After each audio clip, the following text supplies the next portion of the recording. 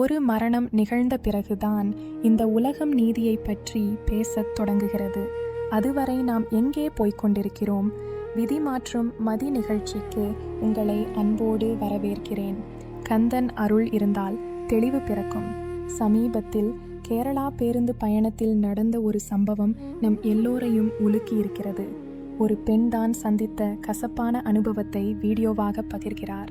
அது சமூக ஊடகங்களில் காட்டுத்தீயாக பரவுகிறது. அந்த அழுத்தத்தை தாங்க முடியாமல் ஒரு வாலிபர் தற்கொலை செய்து கொள்கிறார். இப்போது மீண்டும் உலகம் அந்த பெண்ணையும் அந்த வாலிபரையும் பற்றி விவாதிக்க தொடங்குகிறது. இங்கே நாம் கவனிக்க வேண்டியது எதை? அந்த பெண்ணின் நிலையையா அல்லது அந்த வாலிபரின் முடிவையா? முதலில் நாம் புரிந்து கொள்ள வேண்டியது பெண்களுக்கு பேருந்து பயணங்களில் ஏற்படும் இன்னல்கள். இன்றும் எத்தனையோ பெண்கள் தினசரி பயணங்களில் சொல்ல முடியாத துயரங்களை சந்திக்கிறார்கள். அதை யாரும் கேட்பதில்லை. அதை பற்றி யாரும் பேசுவதில்லை. சட்டம் இருக்கிறது, ஆனால் பாதுகாப்பு இருக்கிறதா என்பது கேள்விக்குறிதான்.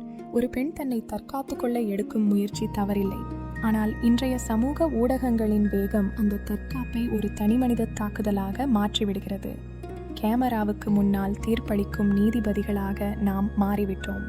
ஒரு விஷயம் உண்மையாக இருக்குமா என்று யோசிப்பதற்கு முன்பே அதை உலகிற்கு பகிர்ந்து ஒருவரின் வாழ்வை அழிக்கும் அதிகாரம் நம் விரல் நுனிக்கு வந்துவிட்டது. இது எவ்வளவு பெரிய ஆபத்து என்பதை அந்த வாலிபரின் மரணம் நமக்கு உணர்த்துகிறது. அந்த பெண் செய்த செயல் ஒரு எதிர்வினை. ஆனால் அந்த எதிர்வினை ஒரு உயிரை பறிக்கும் அளவுக்கு போகும் என்று அவர் நினைத்திருக்க மாட்டார்.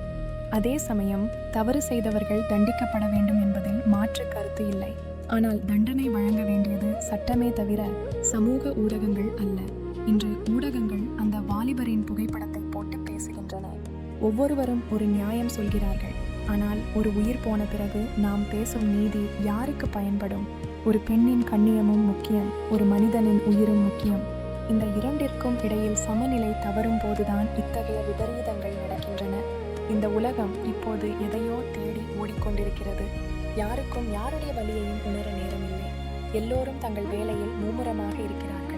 ஒரு சம்பவம் நடக்கும்போது மட்டும் உணர்ச்சி வசப்படுகிறோம். பிறகு அதை மறந்து விடுகிறோம். அன்பானவர்களே, விதியை விதியால் வெல்லலாம் என்று சொல்வோம். இங்கே விதி என்பது நம்மை சுற்றி நடக்கும் சம்பவங்கள். மதி என்பது அதை நாம் கையாளும் விதம். ஒரு பெண்ணாக துணிச்சலாக இருக்க வேண்டும். அதே சமயம் ஒரு மனிதனாக நிதானமாகவும் இருக்க வேண்டும்.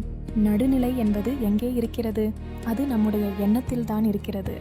அடுத்தவர் வாழ்க்கையை தீர்மானிக்கும் அதிகாரம் நமக்கு இல்லை என்பதை உணர்வதே பெரிய ஞானம். எந்த ஒரு செயலையும் செய்வதற்கு முன் அதன் விளைவு என்னவாக இருக்கும் என்று ஒரு நிமிடம் யோசிப்போம்.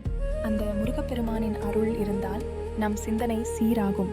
நம்பிக்கையோடு இருங்கள். எல்லாம் சுபமாகவே முடியும்.